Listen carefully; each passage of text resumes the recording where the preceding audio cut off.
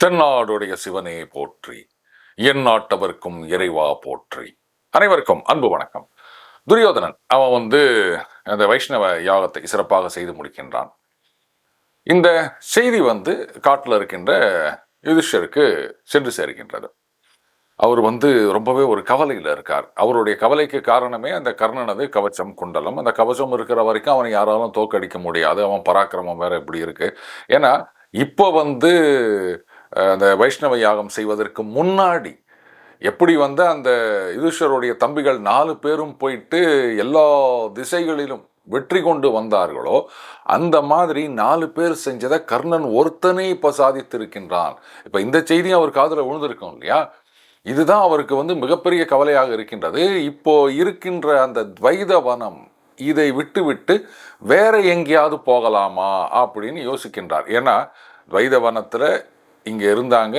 அவங்க துரியோதனாதிகள் அவங்கெல்லாம் இவங்க கஷ்டப்படுறதை பார்க்கணும் அப்படின்னு வந்தாங்க. அதெல்லாம் நடந்தது நமக்கு தெரியும். இப்போ நிலைமை மாறி இருக்கின்றது. அதனால இந்த வனத்தை விட்டு போகலாமான்னு யோசித்து கொண்டே படுத்து உறங்கி விடுகின்றார் யுதிஷ்டர். அந்த இரவு முடியும் வேளையில் நம்ம அதிகாலை அப்படின்னு சொல்லுவோம் இல்லையா, காலையில் கண்ட கனவு பலிக்கும்னு சொல்லுவோமே, அந்த மாதிரி அந்த நேரத்தில் அவருக்கு ஒரு கனவு வருதுங்க. அந்த கனவு ஆச்சரியமான கனவு.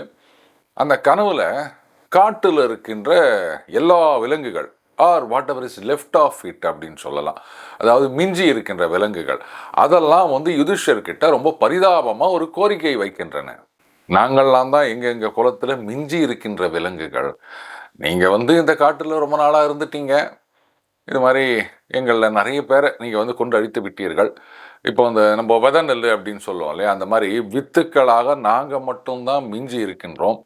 நீங்கள் தயவு பண்ணால் மட்டும்தான் எங்களது குலம் பல்கி பெருகும். அதனால் நீங்கள் வேற காட்டுக்கு போனால் நல்லா இருக்கும். எங்களுக்கு உயிர் பிச்சை அளிக்க வேண்டும். ஒட்டுமொத்தமாக நாங்கள் அழிஞ்சிட்டா என்ன பண்ணுறது அப்படின்னு ஒரு கோரிக்கை வைக்கின்றன. அதுக்கப்புறம் உறக்கம் கலைந்து எழுந்துகின்றார் யுதிஷ்டர். தம்பிகளை கூப்பிட்டு சொல்றார், இந்த மாதிரி ஒரு கனவு வந்தது. ஆமாம், நாமளும் இங்கே ரொம்ப காலமாக தங்கிட்டோம். அங்கே தங்கும்போது நிறைய விலங்குகளை வேட்டையாடி கொண்டு இருக்கிறார்கள் அப்படின்னு பார்த்தோம் இல்லையா, அதனால நம்ம வேற இடம் போவது நல்லது அப்படின்னு. இதுல ஒரு முக்கியமான செய்தி நமக்கு இருக்கின்றது. இந்த உலகத்தை படைத்தது, இந்த பிரபஞ்சத்தை படைத்தது அந்த ஆண்டவன் அப்படின்றத நம்ம எல்லாம் ஏத்துக்கிறோம். அப்ப அந்த பிரபஞ்சத்தை படைத்தது ஆண்டவன் அப்படின் போது இங்க இருக்கின்ற எல்லா ஜீவராசிகளையும் படைத்தது அந்த ஆண்டவன் தானே. அது ஏன் நம்ம அறிவுக்கு எட்ட மாட்டேங்குதுன்னு நமக்கு புரியல. முதல்ல மற்ற விலங்குகளை விடுங்க, நான் ஒரு மனுஷன், என்னை படைச்சது என்னுடைய கடவுள் அப்படின்னு நம்புறேன்னா அப்ப எதற்கு இருக்க மனுஷனையும் படைச்சது அதே கடவுள் தானே. அப்ப கடவுளுடைய படைப்புல நீ சரியில்லை அப்படின்னு சொன்னா அது அப்ப அது கடவுளையே குறை சொல்ற மாதிரி இல்லையா? சரி, இப்ப இந்த விலங்குகளுக்கு வருவோம். இந்த காட்டுல ரொம்ப காலமா இருக்காங்க. அப்போ ஏராளமான விலங்குகளெல்லாம் கொன்னுட்டாங்க. மிச்சம் மீதி கொஞ்சோண்டு தான் இருக்கு. இப்போ நம்ம கூட பார்த்தீங்கன்னா இந்த மீன்பிடி தடை காலம் அப்படின்னு சொல்றோம் ஒவ்வொரு பகுதியிலையும். ஏன்னா அது இனப்பெருக்க காலம். அந்த நேரத்தில் போயிட்டு நீங்கள் மீனெல்லாம் பிடிச்சிட்டு வந்துட்டீங்கன்னா அதுக்கப்புறமா மீனே இருக்காது சுத்தமாக. அதனால் தடைக்காலம் அப்படின்னு வச்சுருக்கோம். இப்போது நாம் என்ன நினைக்கிறோம், இந்த பூமி அப்படின்றது மனுஷனுக்காக தான், நமக்கு போவதான் மற்றதெல்லாம் அப்படின்னு. உயிர்களை கொல்லலாமா அப்படின்னா அது பாருங்க, உணவுக்காக கொல்வது தவறு இல்லைன்னு. சரி, அது அவங்க சௌகரியம், நான் அதை பற்றி எதுவும் சொல்லலை. உங்களுக்கு எது பிடிக்குதோ நீங்கள் சாப்பிடுங்க. யாரும் இதை சாப்பிட்ணுன்னு கம்பல் பண்ண முடியாது, சாப்பிடக்கூடாதுன்னு சொல்ல முடியாது. எக்ஸப்ட் உங்கள் ஃபேமிலி டாக்டர். உடம்புல என்னென்ன வியாதி இருக்குதோ அதுக்கு இதெல்லாம் சாப்பிடக்கூடாது அப்படின்னு எழுதி கொடுத்துருவார். இன்ஃபேக்ட் எதை சாப்பிட்லான்றது நம்ம துண்டு சீட்டில் இருக்கும், எதெல்லாம் சாப்பிடக்கூடாதுன்றது A4 ஷீட்டில் ஒரு நோட் புக் மாதிரி எழுதி கொடுப்பாரு. அவருக்கு மட்டும்தான் இந்த உரிமை இருக்கின்றது. ஆனால் மற்ற விலங்குகள், நான் சாப்பிட்ற விஷயத்துக்கு வரல, மற்ற விலங்குகளுக்கும் இந்த பூமியில் நம்மளை மாதிரி சம உரிமை இருக்கின்றது அப்படின்றத நாம் ஒட்டுமொத்தமாக ஒதுக்கி தள்ளிட்டோம் அப்படின்னு நினைக்கிறேன். யானைகளோட இடத்துல, விலங்குகளோட இடத்துல நம்ம கொண்டு போய் ஊட்ட கட்டிவிட்டு யானை ஊருக்குள்ள வந்துச்சு.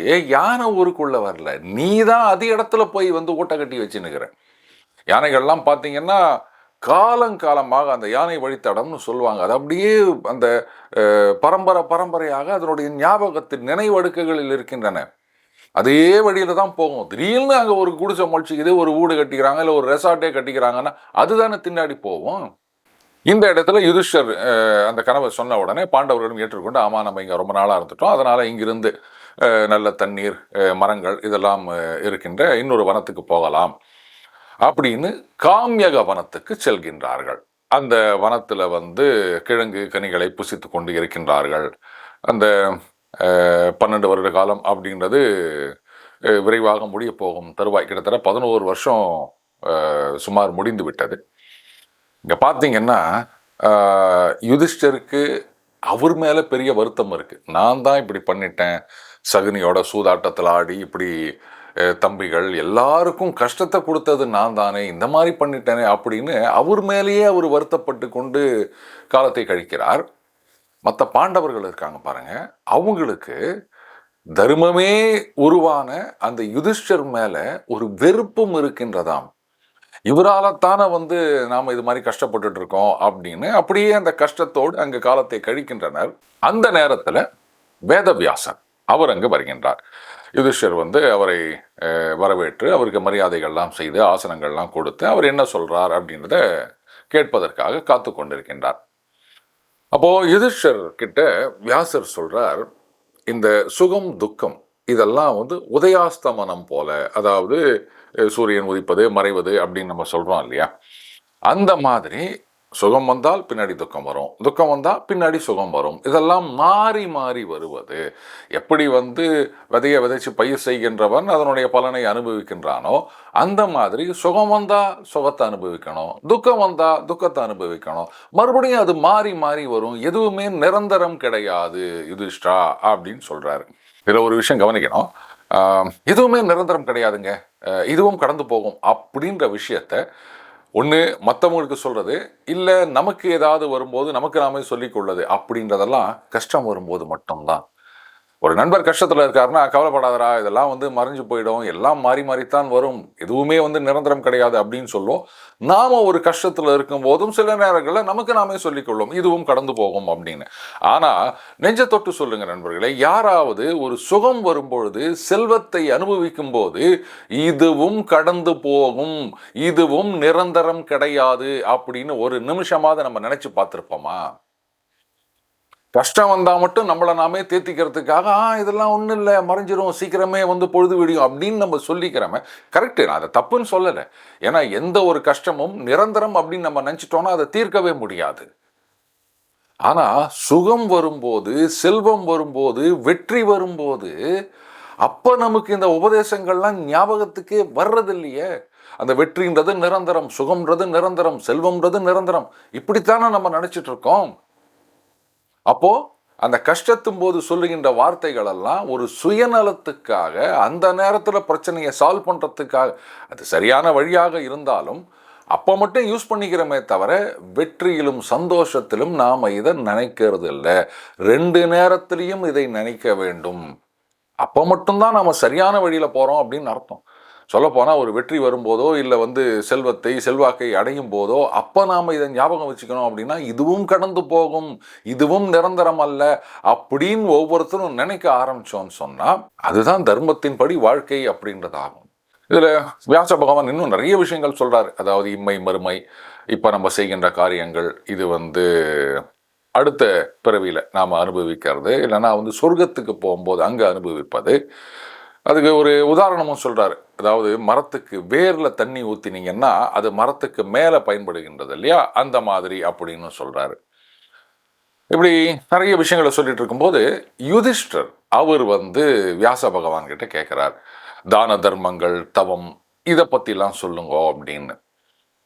அப்போது வியாச பகவான் சொல்கிறாரு, தனம் இது அதாவது செல்வம் அப்படின்றதுக்காக மனுஷன் ரொம்ப கஷ்டப்படுறான், கஷ்டப்பட்டு சேர்ப்பது அந்த தனம். ஆனால் தானம் செய்வது அப்படின்னு இருக்கு இல்லையா, இதுதான் ஒரு அரிய செயலாக இருக்கின்றது அப்படின்றாரு. என்ன தானம் செய்கிறது அரிய செயலா அப்படின்னா அதுக்கு அழகாக விளக்கம் கொடுக்குறாரு வியாச பகவான். சொல்கிறாரு, பணத்தை சேர்க்கணும், செல்வத்தை சேர்க்கணும் அப்படின்றதுக்காக ஒவ்வொருத்தனும் எவ்வளவோ கஷ்டப்படுறான். சில பேர் பணத்தை சேர்க்கணுன்றதுக்காக அடிமையாரான், சில பேர் அந்த போர் அந்த மாதிரி சண்டை போட போகிறான், சில பேர் கப்பலில் போயிட்டு செல்வத்தை சேர்க்கணும் அப்படின்னு நினைக்கிறான். இப்படி செல்வத்தை சேர்ப்பது அப்படின்றது கஷ்டப்பட்டு தான் சேர்க்குறான். ஆனால் அந்த கஷ்டப்பட்டு சேர்க்கறதுனால தான் அதை கொடுக்கணும்னா அதை விட கஷ்டமாக இருக்குது அவனுக்கு. கொடுக்கணும்னு மனசே வரமாட்டுது. அப்போ கொடுக்கணும்னா எப்போ கொடுக்கணும் அதுவும் சொல்கிறார். சரியான சமயத்தில், சரியான விதத்தில், சரியான பாத்திரத்தில் நம்ம வந்து தானம் செய்ய வேண்டும் அப்படின்றார். சரியான சமயத்தில், அதாவது ஒருத்தருக்கு உதவி தேவைப்படும் அப்படின்னும் போது அந்த நேரத்தில் போய் உதவி செய்யணும். ஒருத்தர் ஏழை, குடும்பம் நடத்தி கொண்டு இருக்கின்றார், ரைட்டு, இன்னைக்கு வந்து எங்களை காசு இருக்கு அப்படின்னு கொடுக்கறத விட அவருக்கு எப்போ அது தேவைப்படுகின்றதோ அப்போ கொடுக்கறது தான் சரியானதாக இருக்கும். இதுதான் வந்து சரியான சமயத்தில் அப்படின்னு சொல்றது. அதுக்கப்புறம் சரியான விதத்தில். இப்போ ஒருத்தருக்கு வந்து சைக்கிள் தேவைப்படுது, அப்போ அவருக்கு சைக்கிள் வாங்கி கொடுக்கறது தான் சரியான உதவியாக இருக்குமே தவிர, இல்லை என்கிட்ட வந்து தையல் மிஷின் தான் இருக்குது அதனால அதை கொடுக்குறேன் அப்படின்னா இது எப்படிங்க ஒரு உதவியாக இருக்க முடியும்? அடுத்தது சரியான பாத்திரத்தில் அப்படின்னு, அதாவது இந்த பாத்திரம் இருந்து பிச்சை இடு அப்படின்னு நம்ம சொல்கிறோம் இல்லையா, அவங்களுக்கு அந்த உதவி தேவைப்படுகின்றதா சரிதானா அப்படின்றதெல்லாம் செக் பண்ணிட்டு தான் நம்ம கொடுக்கணும். அதாவது நான் தானே கொடுக்கணும், அதுக்காக நான் யாருக்கோ கொடுத்துட்றேன் அப்படின்றதெல்லாம் சரி வராது. கூடவே வியாச பகவான் இன்னொன்றையும் முக்கியமாக சொல்கின்றார். இந்த மாதிரி கஷ்டப்பட்டு சேர்த்த செல்வத்தை கொடுக்கறதுக்கு மனசு வராது, கஷ்டமாக தான் இருக்கும். அந்த தானம் செய்வது எப்படி அப்படின்றதுக்கு தான் இந்த 3 வழி சொல்கிறாரு. எல்லாத்தையும் சொல்லிட்டு, ஆனால் இந்த மாதிரி கஷ்டப்பட்டு செல்வத்தை சேர்க்காமல் இந்த தவறான வழியில், அதர்ம வழியில் செல்வத்தை சேர்க்குறான் பாருங்க, அந்த பணத்தை எவ்வளவுதான் அள்ளி கொடுத்தாலும் அது அவனை காப்பாற்றாது. அதுலேருந்து ஏதோ புண்ணியம் கிடைக்கும், பலன் கிடைக்கும் அப்படின்னு நினச்சா அது ரொம்ப ரொம்ப தப்பு அப்படின்றார். இதில் நண்பர் ஒருத்தர் கேள்வி கேட்டார், ரொம்ப அருமையான கேள்வி. எல்லாம் கரெக்டு தாங்க நீங்கள் சொல்கிறது, கஷ்டப்பட்டு சேர்க்குறோம், ஆனால் அதுக்காக எல்லாத்தையும் தூக்கி கொடுத்துட முடியுமா? நாளைக்கு எனக்கு வயசான பிறகு அப்போ யார் காப்பாற்றுவாங்க? அப்போது என்னுடைய ஃப்யூச்சருக்கு அப்படின்னு நான் எதையாவது சேர்த்து வச்சுக்க வேண்டாமா அப்படின்னு. சரியான ஆர்கியூமெண்ட் தான், நான் இல்லைன்னு சொல்லலை. நம்மளுடைய எதிர்கால தேவைகளுக்கு சேர்த்து வைக்கிறத நான் குறை சொல்லலை. ஆனால் எவ்வளோ சேர்த்து வைக்கிறது, நாம் எத்தனை வருஷம் இருக்க போகிறோம், நம்மளுடைய வருமானம் என்ன, இதெல்லாம் பார்த்து அதுக்கேற்ற மாதிரி பிற்காலத்தில் வரப்போகின்ற செலவுகள், அது மருத்துவ செலவுகளாக இருக்கலாம், மற்ற விஷயங்களாக இருக்கலாம், அதுக்காக நான் சேர்த்து வைக்கிறத நான் தப்புன்னே சொல்லலை. ஆனால் அதையெல்லாம் தாண்டி தேவைக்கும் அதிகமாக போட்டு அப்படியே கொட்டி வச்சுக்கிறோம் பாருங்க, அதை வந்து எப்படி சரின்னு சொல்ல முடியும்? நான் கஷ்டப்பட்டு சேர்த்த சொத்து அப்படின்றதுக்காகவே வந்து சரி ஒரு கோடி தேவை இல்லைங்க, நீங்கள் இருக்கிற லைஃப் ஸ்டைலுக்கு ஒரு 10 கோடி தேவை அப்படின்னு கூட வச்சுக்கோமே. 10 கோடி இன்னும் கொஞ்சம் போட்டு 15 கோடி இல்லை 50 கோடி 100 கோடி கூட வச்சுக்கோங்க. 1000 கோடியை வச்சுக்கிங்க, இல்லை எனக்கு எதிர்காலத்துக்கு வேணும் அப்படின்னு சொல்கிறத ஏற்றுக்க முடியுமா? அதனால் என்ன சார் இருக்குது, நான் கஷ்டப்படுறேன், சம்பாதிச்சேன், நான் ஒன்றும் மற்றவங்கள மாதிரி ஆட்டையை போடல, நியாயமாக சம்பாதிச்ச காசு அதுக்காக தூக்கி கொடுத்துடணுமா? இதுவும் வந்து சரியான ஆர்கியூமெண்ட். நீங்கள் நேர்மையாக சம்பாதிச்சிருக்கீங்கன்னு வச்சுப்போம் 1000 கோடி, அதனாலேயே வந்து அதை கொடுத்தணும்னு அவசியம் கிடையாது. ஆனால் ஒரே ஒரு உதாரணம் சொன்னால் புரியும்னு நினைக்கிறேன். இப்போது உங்களுக்கு வந்து 2 பசங்க இருக்காங்கன்னு வச்சுப்போமே, நீங்கள் வந்து வெளியிலேருந்து வரும்போது ஒரு கேக் வாங்கிட்டு வரீங்க. 2வது பையன், சின்ன பையன் வந்து வெளியில் விளையாட போயிருக்கான், அப்போ மூத்த பையன் மட்டும் இருக்கான், பையனோ பொண்ணோ. அப்போ என்ன பண்ணுறீங்க, நீங்கள் அந்த பொண்ணுக்கிட்ட அந்த கேக்கை கொடுத்துட்டு மூஞ்சி கை கால் கழுவிட்டு வரேன் அப்படின்னு போயிட்டீங்க. வந்து பார்த்தீங்கன்னா அந்த குழந்தை கேக்கு முழுசையும் தின்னுட்டுருக்கு. நீங்கள் கேட்குறீங்க, என்னம்மா கேக்கு எங்கே? தின்னுட்டேன்ப்பா, நீ என்கிட்ட கொடுத்தா நான் தின்னுட்டேன். இல்லைம்மா, தம்பி விளையாட போயிருக்கான், அவனுக்கும் பா நீ என்கிட்ட கொடுத்த, நான் சாப்பிட்டேன், அவ்வளோதான். குழந்தைய நாம் திட்டவும் முடியாது. இப்போ அடுத்த தடவைலேருந்து நீங்கள் என்ன பண்ணுவீங்க, அந்த கேக்கை வாங்கிட்டு வந்தீங்கன்னா அப்போ சொல்லுவீங்க, இதை பாரு, தம்பியோடு சேர்த்து 2 பேரும் ஷேர் பண்ணி சாப்பிட்ணும், நீயே எல்லாத்தையும் சாப்பிட்றக்கூடாது அப்படின்னு சொல்லிட்டு தான் கொடுப்பீங்க. கரெக்டா? சொல்லி கொடுத்துட்டு நீங்கள் மறுபடியும் ஃபேஸ் வாஷ் பண்ண போயிட்டு வரீங்க, அந்த குழந்தை முழுசையும் தின்னுடுச்சு. அடுத்தவர்கள் என்ன பண்ணுவீங்க, நீங்களே பாதியாக உடைச்சி தான் கொடுப்பீங்க. ஆர் இவளுக்கு ஒரு புத்தி வரணும் அப்படின்றதுக்காக தம்பிக்கு மட்டும் கொடுத்துட்டு அந்த மூத்த குழந்தைக்கு கொடுக்காமன்னு இருப்பீங்க. அன்னைக்கு நீ அவனை விட்டுட்டு சாப்பிட்டல, அதனால இன்னைக்கு அவன் மட்டும்தான் சாப்பிடுவான், நீ சாப்பிடக்கூடாது அப்படின்னு.